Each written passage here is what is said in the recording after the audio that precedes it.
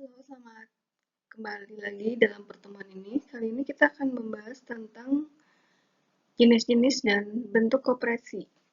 Mari kita bersama-sama untuk menyimak apa yang saya terangkan dalam jenis-jenis dan bentuk koperasi. Di sini, untuk yang sudah mensubscribe video Edita LTV, saya terima kasih, dan yang belum mensubscribe videonya, tolong klik tombol subscribe. Terima kasih.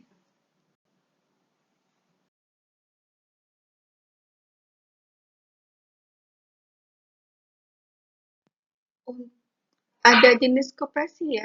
Di sini ada jenis koperasi berdasarkan Undang-Undang Koperasi, di mana ada jenis koperasi, ini ada Peraturan Pemerintah Nomor 60 Tahun 1959. Untuk jenis koperasinya, itu satu ada koperasi desa, yang kedua koperasi pertanian, yang ketiga koperasi peternakan, yang keempat koperasi simpan pinjam, yang kelima koperasi konsumsi perikanan, dan yang keenam adalah koperasi kerajinan atau industri.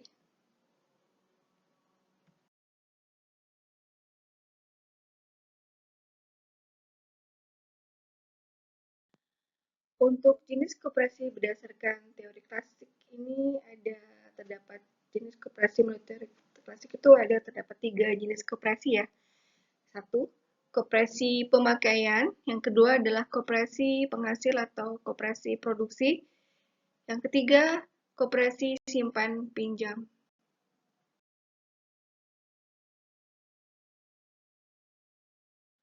Untuk pokok-pokok perkoperasian ini ada ketentuan penjenisan koperasi sesuai Undang-Undang Nomor 12/67 tentang pokok-pokok perkoperasian dalam pasal 7.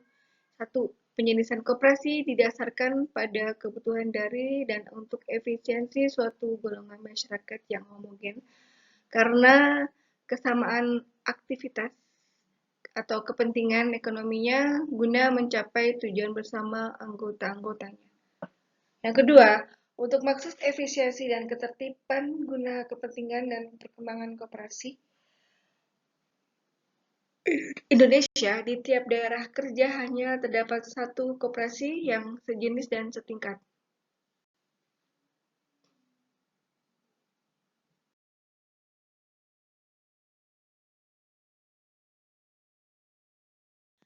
Bentuk koperasi yang disesuaikan dengan wilayah administrasi pemerintahan ini ada sesuai Peraturan Pemerintah Nomor 60 Tahun 1959. Untuk bentuknya, 1. Di tiap desa ditumbuhkan koperasi desa. Yang kedua, di tiap daerah tingkat 2 ditumbuhkan pusat koperasi. Yang ketiga, di tiap daerah tingkat 1 tumbuhkan gabungan koperasi. Yang keempat, di ibu kota dibutuhkan induk koperasi.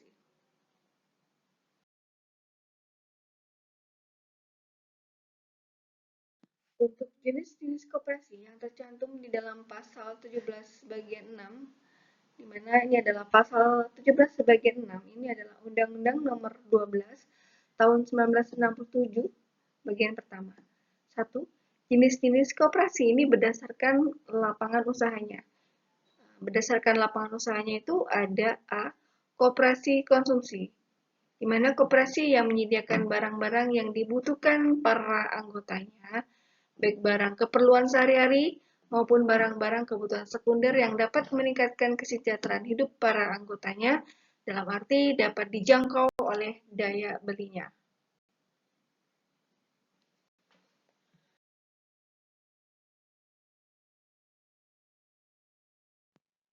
Untuk jenis-jenis koperasi yang tercantum di dalam pasal 17 bagian 6 Undang-Undang Nomor 12 Tahun 1967 bagian kedua. B. Koperasi simpan pinjam, dan C. Koperasi produksi. B. Koperasi simpan pinjam ini adalah koperasi yang bertujuan untuk mencegah para anggotanya terjerat oleh kaum lintah darat pada waktu mereka memerlukan sejumlah uang atau barang untuk keperluan hidupnya dengan cara menggiatkan tabungan dan mengatur pemberian pinjaman uang atau barang dengan bunga yang serendah-rendahnya. C. Koperasi produksi. Koperasi yang kegiatannya untuk menggiatkan para anggotanya dalam menghasilkan produk tertentu yang biasanya diproduksi serta sekaligus mengkoordinir pemasarannya. Dengan demikian, para produsen akan memperoleh kesamaan harga yang wajar atau layak dan mudah memasarkannya.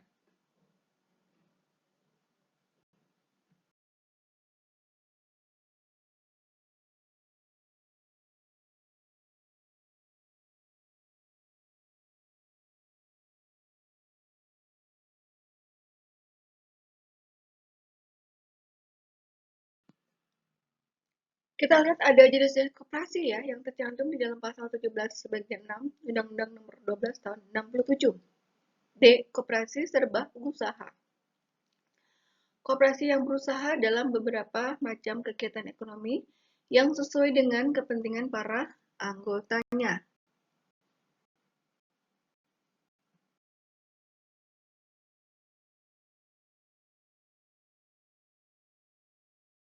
Jenis-jenis koperasi yang tercantum di dalam pasal 17 bagian 6 untuk Undang-Undang Nomor 12 tahun 1967 bagian ketiga ini adalah satu, koperasi pegawai negeri, dan kedua adalah koperasi di lingkungan angkatan bersenjata.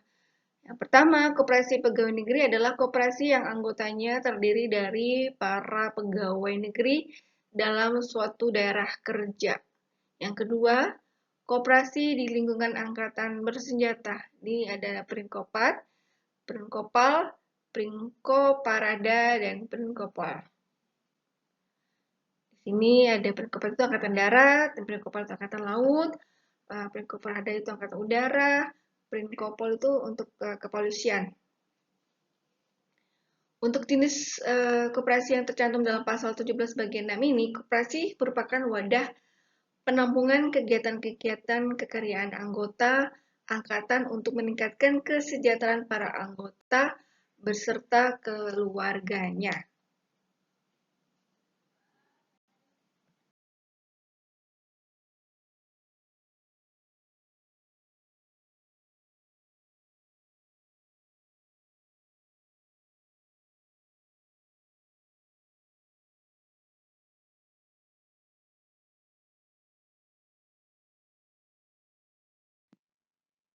Jenis-jenis koperasi berdasarkan golongan masyarakat yang mendirikannya ini.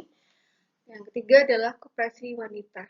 Ini koperasi guru, koperasi kaum veteran, koperasi kaum pensiun, dan sebagainya. Koperasi yang berusaha untuk meningkatkan kesejahteraan ekonomi para anggotanya dalam golongan masing-masing.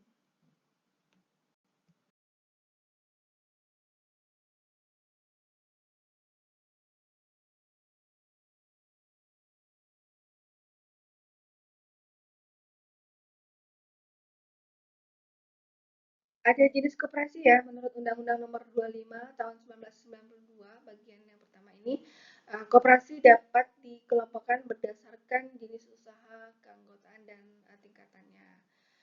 Berdasarkan jenis usaha, ini ada koperasi produksi dan ada koperasi konsumsi. Satu, koperasi produksi. Nah, koperasi jenis ini dia melakukan usaha produksi ya, atau menghasilkan barang yang dijual. Barang yang dijual adalah hasil produksi dari anggota koperasi itu sendiri. Nah, bagi para anggota yang memiliki usaha, dapat memasok hasil produksinya ke koperasi. Misalnya berupa hasil kerajinan, pakaian, jadi, dan bahan makanan. Yang ketiga adalah koperasi konsumsi. Ya, koperasi ini menyediakan semua kebutuhan para anggota dalam bentuk barang. Antara lain merupakan dia berupa bahan makanan, pakaian, alat tulis, atau peralatan rumah tangga.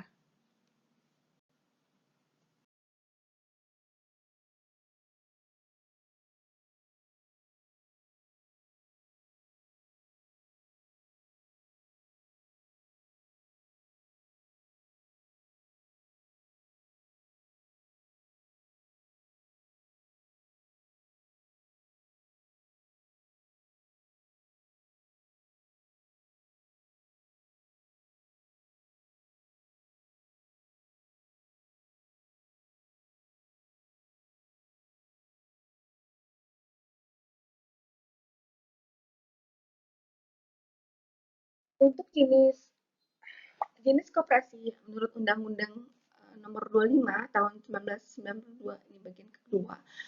Ini ada koperasi simpan pinjam atau KSP dan koperasi serba usaha atau KSU. Yang ketiga, koperasi simpan pinjam. Koperasi ini melayani para anggotanya untuk menabung dengan mendapatkan imbalan jasa. Bagi anggota yang memerlukan dana, itu dapat meminjam dengan memberikan jasa kepada koperasi.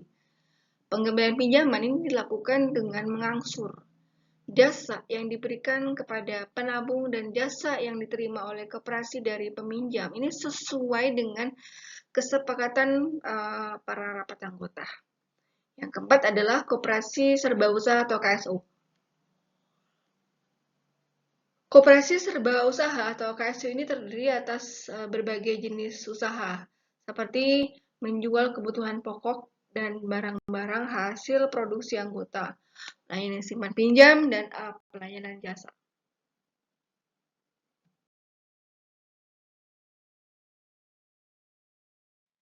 Untuk jenis koperasi menurut Undang-Undang Nomor 25 Tahun 1992 bagian ketiga, ini ada berdasarkan keanggotaannya.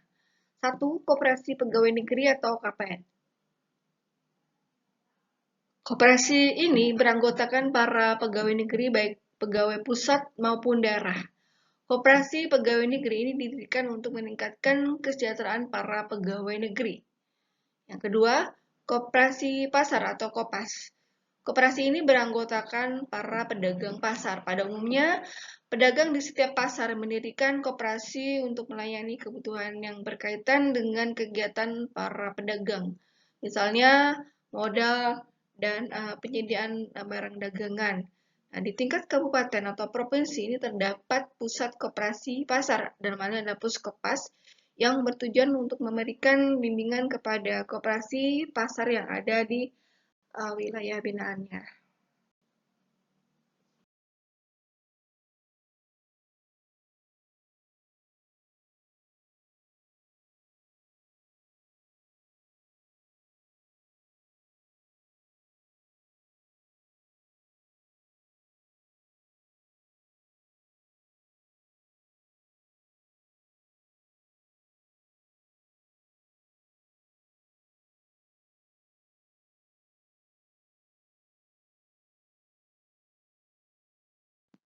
Untuk jenis koperasi menurut Undang-Undang Nomor 25 Tahun 1992 bagian yang keempat ini berikutnya adalah yang nomor 3 adalah koperasi unit desa atau KUD.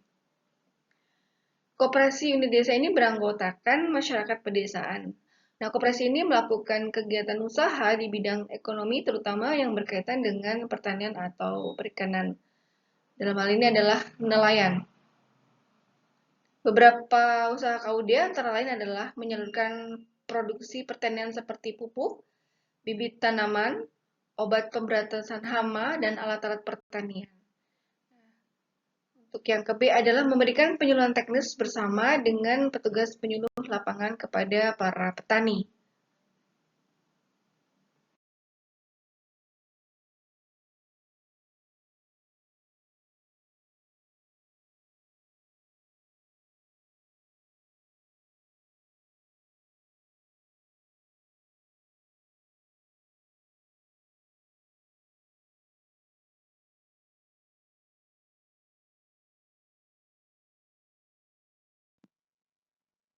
Jenis koperasi menurut Undang-Undang Nomor 25 Tahun 1992, itu bagian kelima. Ini yang keempat adalah koperasi sekolah, di mana koperasi sekolah ini adalah beranggotakan warga sekolah, yaitu guru, karyawan, dan siswa.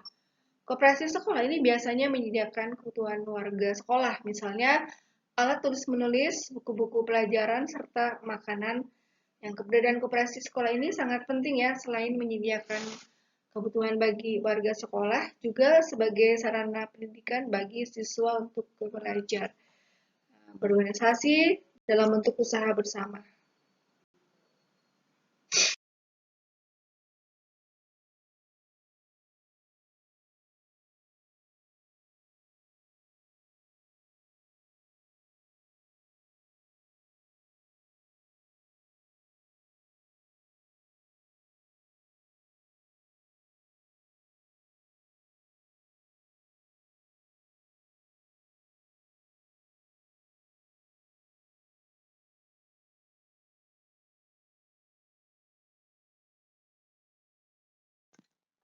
Jenis koperasi menurut Undang-Undang Nomor 25 Tahun 1992 bagian ke-6 ini kita lihat berdasarkan tingkatannya. Ini ada satu koperasi primer, yang kedua koperasi sekunder, ya. Di mana untuk koperasi primer ini merupakan koperasi yang beranggotakan orang-orang. Anggota koperasi primer ini paling sedikit 20 orang.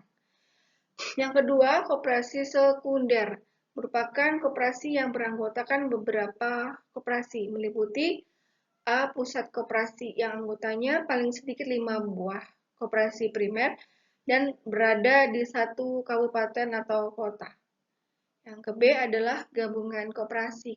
Ini merupakan koperasi yang anggotanya paling sedikit 3 buah pusat koperasi. Wilayahnya meliputi satu provinsi atau lebih. Yang ke C adalah induk koperasi, di mana merupakan koperasi yang anggotanya paling sedikit 3 buah gabungan koperasi.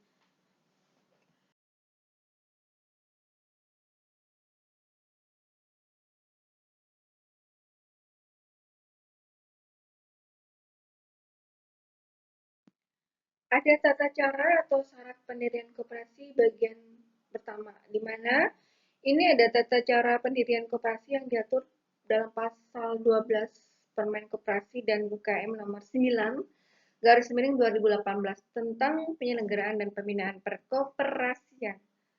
Pendirian koperasi ini dilakukan dengan mengadakan rapat. Pendirian yang dihadiri oleh pendiri dan dihadiri oleh pejabat, dalam hal ini adalah Kementerian Koperasi dan UKM dan atau dinas provinsi. Nah, ini ada dinas kabupaten atau kota sesuai wilayah keanggotanya untuk melakukan penyuluhan terkait koperasi. Untuk koperasi primer dihadiri oleh 20 orang bagi pendirian koperasi primer, dan untuk koperasi sekunder dihadiri paling sedikit 3 koperasi yang diwakili oleh pengurus atau anggotanya.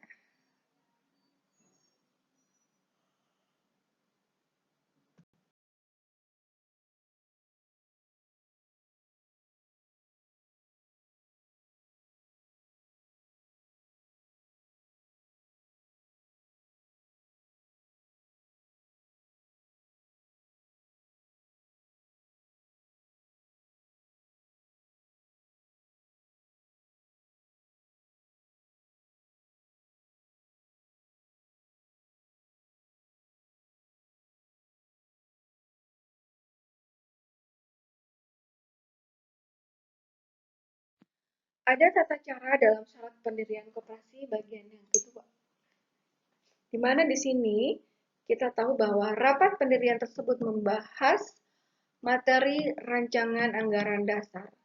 Adapun isi dari anggaran dasar dalam akta pendirian koperasi yaitu 1. Daftar nama pendiri. Yang kedua, nama dan tempat kedudukan. Yang ketiga, maksud dan tujuan serta bidang usaha. Yang keempat, ketentuan mengenai keanggotaan. Yang kelima, ketentuan mengenai rapat anggota. Yang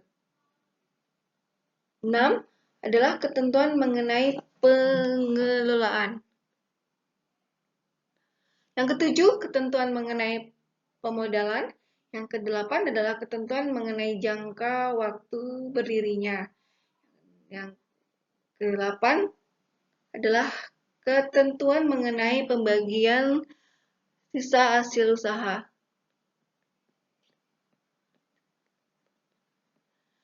Oke, yang ketentuan mengenai pembagian sisa hasil usaha itu yang ke-9 ya. Kemudian yang ke-10 adalah ketentuan mengenai saksi.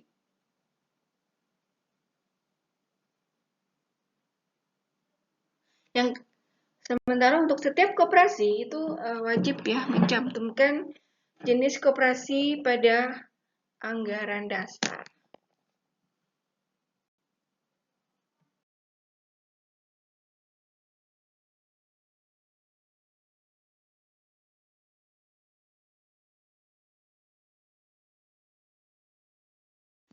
Untuk tata cara dalam syarat pendirian koperasi bagian yang ketiga ini adalah yang kedua, setelah rapat pendirian selesai maka notaris membuat akta. di mana di sini ada notaris pembuat akta koperasi atau NPAK. Ini dapat membuat akta pendirian koperasi. Yang ketiga, setelah dibuat akta pendirian koperasi, maka pendiri atau kuasa pendiri dapat mengajukan akta pendirian koperasi kepada menteri dalam jangka waktu 30 hari setelah koperasi mendapat persetujuan nama koperasi dari sistem administrasi layanan Badan Hukum Koperasi, dan hal ini ada Sismin BHKOP. Apabila dalam jangka waktu tersebut koperasi tidak mengajukan akta pendirian koperasi, maka persetujuan nama koperasi melalui Sismin BHKOP kadaluarsa. Dalam pengajuan akta pendirian koperasi tersebut, para pendiri harus menentukan apakah bentuk koperasi berupa koperasi primer atau koperasi sekunder, karena cara pendirian koperasi primer ini berbeda ya dengan koperasi sekunder.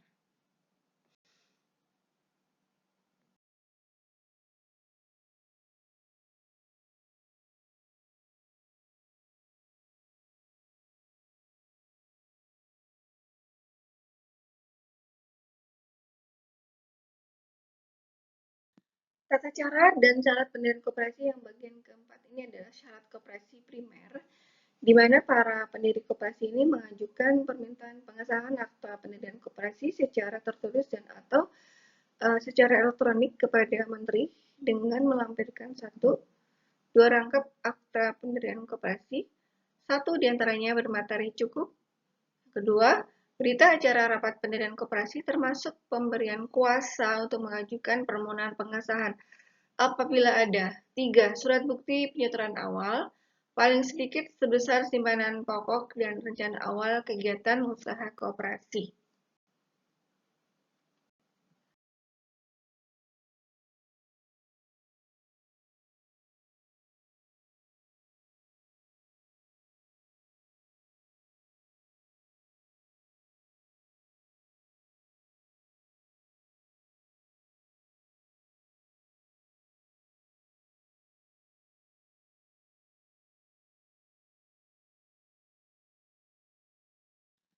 Tata cara dan syarat pendirian koperasi bagian kelima ini adalah syarat koperasi sekunder. Hal yang harus dilakukan untuk mendirikan koperasi sama seperti koperasi primer, namun terdapat tambahan dokumen berupa hasil berita acara rapat pendirian, hasil berita acara rapat pendirian, dan surat kuasa koperasi primer dan atau koperasi sekunder untuk pendirian koperasi sekunder. Keputusan pengesahan Badan Hukum Koperasi Primer dan atau Sekunder, calon anggota koperasi sekunder dan koperasi primer dan atau sekunder calon anggota melampirkan NPWP. Dengan hal ini adalah nomor pokok wajib pajak NPWP aktif.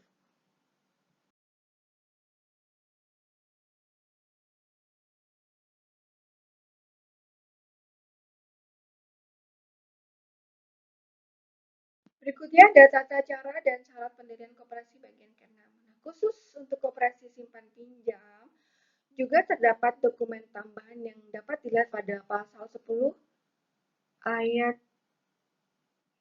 5, di mana ada Peraturan Menteri Koperasi dan UKM Nomor 9 Tahun 2018 tentang penyelenggaraan dan pembinaan perkoperasian. Setelah pendiri atau kuasa pendiri mengajukan akta pendirian koperasi kepada menteri, maka menteri dapat melakukan penilaian terkait anggaran dasar serta persyaratan administrasi lainnya. Apabila diterima, menteri akan menerbitkan surat keputusan, dalam hal ini adalah SK.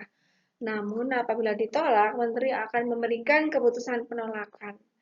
Dalam hal ini, yang berhak menerbitkan SK dan keputusan terkait penolakan adalah Menteri Koperasi dan UKM.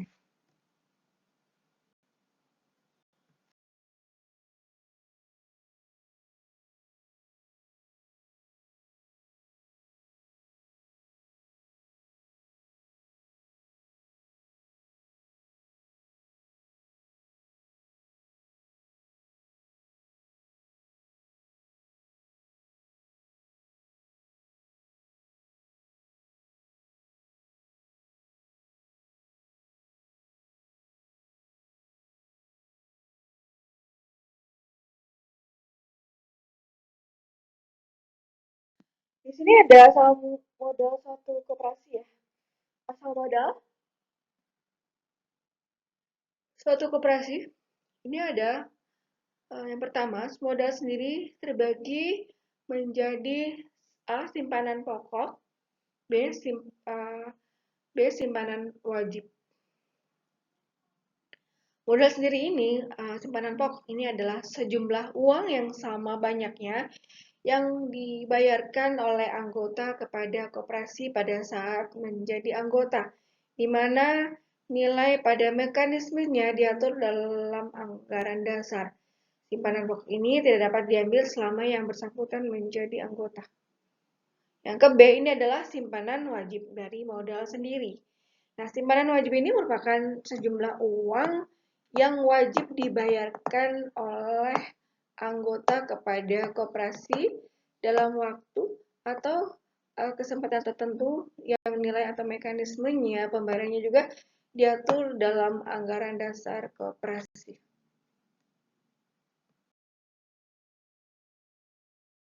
Asal modal suatu koperasi ini ada asalnya dari dana cadangan ya, yang ketiga.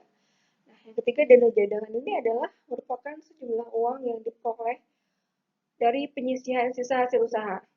Tujuan adanya dana cadangan ini untuk memupuk modal sendiri untuk menutup kerugian koperasi. Nilai dan mekanisme penetapan dana cadangan ini diatur dalam anggaran dasar, dalam hal ini anggaran rumah tangga dan atau keputusan rapat anggota. Hal menarik dari dana cadangan ini adalah dana cadangan merupakan harta kekayaan dari koperasi itu sendiri yang tidak dapat dibagikan ya saat ada anggota koperasi yang keluar.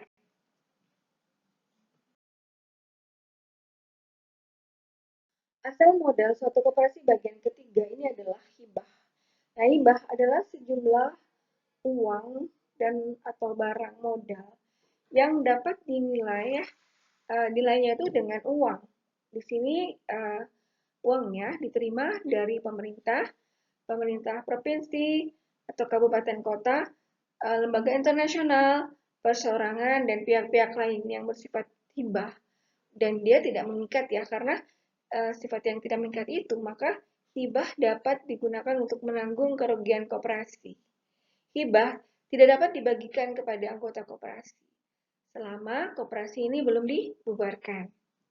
Nah, sementara untuk modal pinjaman berasal dari anggota atau calon anggota koperasi lain atau anggotanya, bank dan lembaga keuangan lainnya, ini ada penerbitan obligasi ya, dan ada surat utang lainnya serta sumber lain yang sah.